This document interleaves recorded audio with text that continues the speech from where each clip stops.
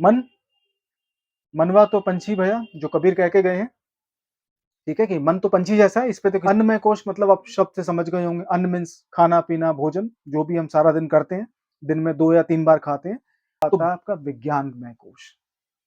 विज्ञानमय कोश, विज्ञानमय का मतलब आप लगा सकते हो अपनी बुद्धि से, आपकी इंटेलिजेंस, या और ज्यादा कड़वे शब्दों में बोलूं तो आपकी चालाकी या आपकी धूर्तता। हर हर महादेव, जय बजरंगबली। एक व्यक्ति ने पूछा है कि जो 5 मुख होते हैं शिव के, उन पांचों मुखों का क्या मतलब है, उनसे क्या सीखा जा सकता है, और कैसे हम इसको समझे कि शिव के जो 5 अलग अलग मुख हैं वो क्या कहते हैं। अच्छा, पंचमुखी जो शिव हैं उनके बारे में मैं बताना शुरू करता हूँ, लेकिन उससे पहले मैं आपको एक बात बताता हूँ। एक शब्द है ऋग्वेद के अंदर इस्तेमाल किया जाता है। ऋग्वेद के अंदर भोलेनाथ, शंकर, महादेव जैसा शब्द आपको नहीं मिलेगा जहां तक मैं जानता हूं, लेकिन रुद्र शब्द आपको कई बार मिलेगा। हो सकता है मैंने ऋग्वेद को पूरा पढ़ा नहीं है, और पढ़ा भी है तो मुझे याद नहीं है, लेकिन रुद्र एक ऐसा शब्द है जो ऋग्वेद में आपको सैकड़ों बार मिलेगा। तो शिव के जो 5 मुख हैं उनके बारे में ऋग्वेद के अंदर एक छोटा सा वर्ड है, 2 शब्दों का एक एक कॉनोटेशन है, एक शब्द है जिसको हम कहते हैं पंचव्योम। पंचव्योम का 5 का मतलब पंच, या पंच मतलब 5 आप समझते हैं। व्योम का मतलब होता है स्काई या स्पेस, या ब्रह्मांड को आप व्योम कह सकते हैं। तो जब पंचमुखी शिव की बात होती है तो ये कहा गया है कि हमारी ये जो शरीर की रचना है, ये जो कचरे का ढेर हमारे पास है 70-80 किलो का, ये जो शरीर है, तो इसको इन्हीं पंच व्योम से बना हुआ है। जब आत्मा के चारों तरफ जब ये शरीर का गठन हुआ है, ये हार्ड, ये मांस, ये खून, ये ब्लड, ठीक है, ये सेंसरी ऑब्जेक्ट्स, और आपका ये प्राइमरी सेंसेस, उसके बाद इंटेलिजेंस, अहंकार, ये जो भी आप कह लो इस शरीर के अंदर जो महसूस होता है, वो सारा का सोरा एक, ये सारी की सारी चीजें एक 5 कोश बताए जाते हैं। और इन 5 कोशों को हम 5 शिव के अलग अलग मुखों से इसको जोड़ सकते हैं। सबसे बेसिक जो जो कोश है, सबसे पहला जो कोश है आपका, वो है आपका अन्नमय कोश। अन्नमय कोश मतलब आप शब्द से समझ गए होंगे। अन्न मीन्स खाना पीना भोजन, जो भी हम सारा दिन करते हैं, दिन में 2 या 3 बार खाते हैं। तो बेसिक इस शरीर को सपोर्ट करने के लिए जो चीज चाहिए वो है आपका अन्न, आपका फूड, आपका खाना। और कहीं ना कहीं आपको जब आप पांचों के पांचों कोश आप सुन लोगे तो इनका कहीं ना कहीं एक कुंडली जागरण से भी थोड़ा बहुत आपको कनेक्शन मिल जाएगा।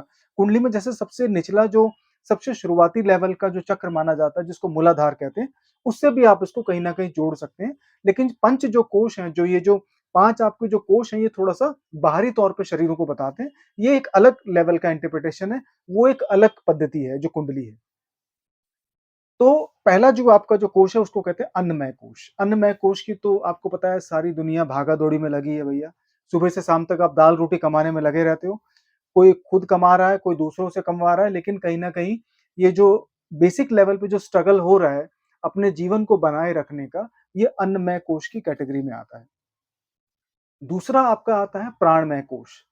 प्राणमय कोश भाई इस शरीर का सबसे इंपॉर्टेंट हिस्सा है।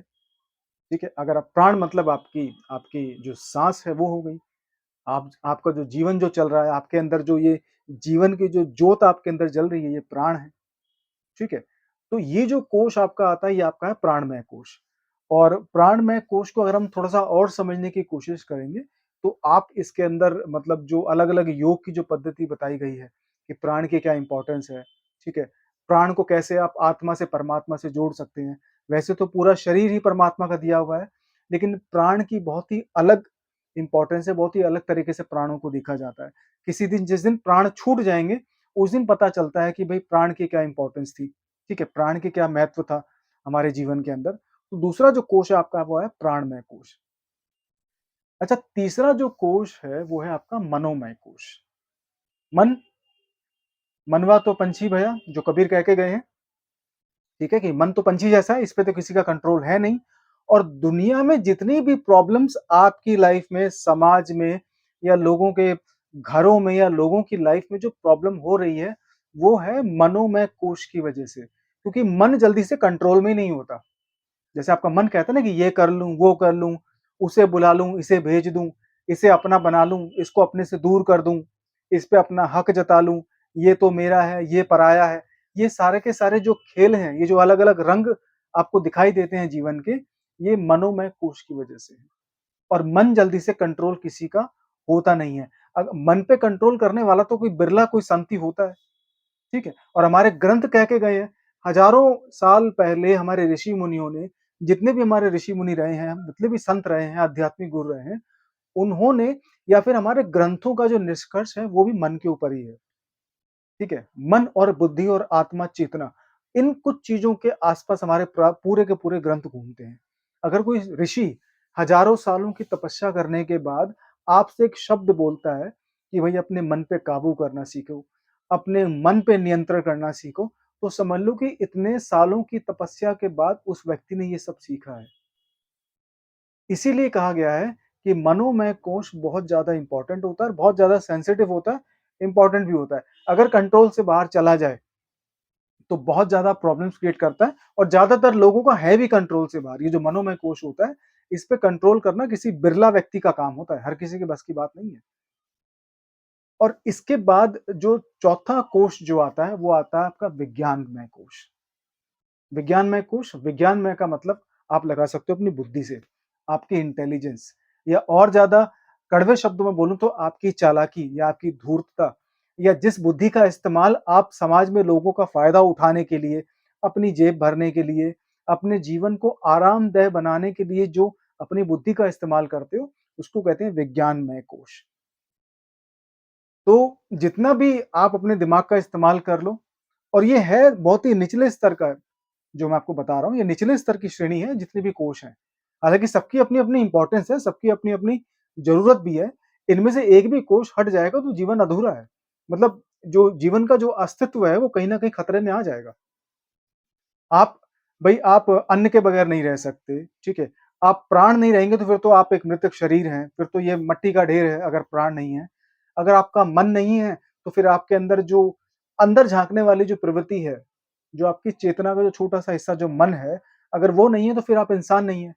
फिर तो आप अपने मतलब खाली बच्चे पैदा करो, खाना खाओ और जानवरों की तरह रहो। क्योंकि मन ही नहीं होगा, तो फिर बचा ही क्या? आपका प्राण और आपका निचली जो ऊर्जा होती है जिसको हम अन्नमय कोश कहते हैं, तो वो काम तो जानवर भी कर रहे हैं, ठीक है?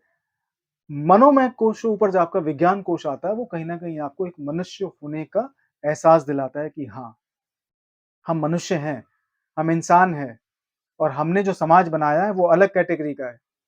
हम दुखी हैं, सुखी हैं, वो अलग बात है, ठीक है? वो बहुत अलग ही सब्जेक्ट है आज के टाइम का।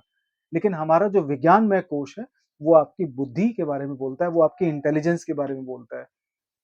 उससे ऊपर जो आखिरी कोश आता है, जिसकी ऊर्जा सबसे ऊपर है, उसको कहते हैं आनंदमय कोश। और आनंदमय कोश की प्राप्ति के लिए बहुत सारे लोगों को कई कई सालों तक, मतलब 10, 15, 20, 25 साल, पूरा जीवन भी निकल जाता है आनंदमय कोश का अनुभव लेने के लिए और उसकी अनुभूति लेने के लिए।